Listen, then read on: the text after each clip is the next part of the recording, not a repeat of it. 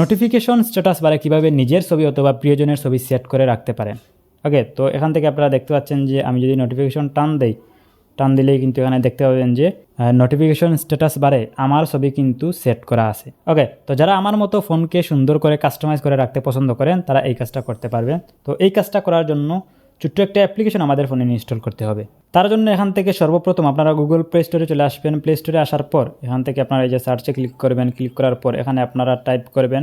তার আগে আপনাদেরকে বলে রাখি, আপনি যদি আমার এই চ্যানেলে নতুন দর্শক হয়ে থাকেন তাহলে আমার এই ভিডিওতে একটি লাইক করুন, কমেন্ট করুন, চ্যানেলে নতুন হলে সাবস্ক্রাইব করুন। ওকে, তো প্লে স্টোরে আসবেন। আসার পর এখানে আপনি সার্চ করবেন নোটিফিকেশন বার কাস্টমাইজড, এটা লিখে আপনি এখানে সার্চ করবেন। সার্চ করার পর এখান থেকে এই অ্যাপসটা আপনারা ইনস্টল করবেন, নোটিফিকেশন বার কাস্টমাইজেশন। এই অ্যাপসটা আপনারা এখান থেকে দেখে এই অ্যাপসটা আপনারা এখান থেকে ইনস্টল করবেন। ওকে, তো অ্যাপসটা ইনস্টল হওয়ার পর এখান থেকে আপনারা জাস্ট অ্যাপসটাকে ওপেন করে নেবেন। ওপেন করার পর আপনাদের সামনে ঠিক এরকম একটা ইন্টারফেস চলে আসবে। এখান থেকে গেট স্টার্টেড ফর ফ্রি ওপরের এই অপশনটাতে ক্লিক করবেন। ক্লিক করার পর এখান থেকে আপনারা কয়েকটা অপশন আপনারা এখানে দেখতে পাবেন। এখান থেকে আপনারা জাস্ট নিচে দেখতে পাবেন যে অ্যালাউ পারমিশন, এই অপশনে একটা ক্লিক করবেন। ক্লিক করার পর এখান থেকে উইল ইউজিং দ্য অ্যাপ, এটার পারমিশন আপনারা এখান থেকে দিয়ে দিবেন। তারপর এখান থেকে notification and status bar change, এটা আপনারা এখান থেকে অ্যালাউ করে দিবেন। আবারও অ্যালাউ করে দিবেন। অ্যালাউ করে দেওয়ার পর ক্যান মডিফাই সিস্টেম সেটিং, এটাও আপনারা এখান থেকে অ্যালাউ করে দিবেন। অ্যালাউ করে দেওয়ার পর এখান থেকে আপনারা ব্যাকে চলে আসবেন।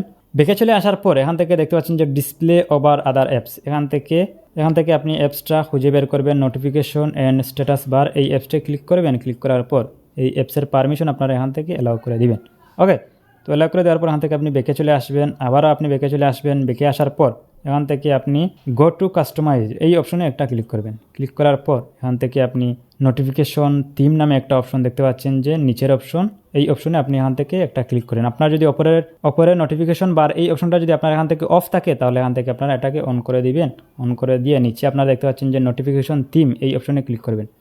ওকে, তো ক্লিক করার পর এখান থেকে আপনারা বিভিন্ন ধরনের ওয়ালপেপার আপনারা দেখতে পাবেন। বিভিন্ন কালারের বিভিন্ন ডিজাইনের ওয়ালপেপার আপনারা দেখতে পাবেন। আপনারা চাইলে কিন্তু এই ওয়ালপেপারগুলো আপনারা সেট করতে পারেন। ঠিক আছে, তো এখান থেকে এই যে এখান থেকে আমি গ্যালারিতে চলে আসলাম।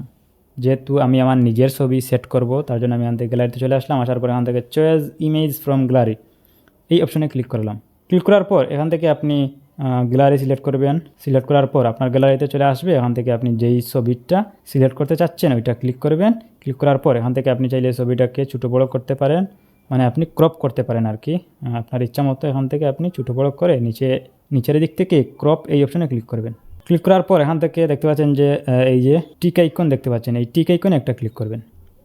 তো ক্লিক করার পর এখন যদি আমি এখান থেকে এই অ্যাপস থেকে আমি বেরিয়ে চলে আসার পর এখন যদি আমি নোটিফিকেশন বারটাকে টান দেই, ঠিক আছে, টান দিলেও কিন্তু আপনারা দেখতে পাচ্ছেন যে নোটিফিকেশন স্ট্যাটাস বারের আমার ছবি কিন্তু সেট হয়ে গেছে। ওকে, তো এখান থেকে দেখতে পাচ্ছেন যে এই অপশনগুলো কিন্তু এখান থেকে কাজ করতেছে।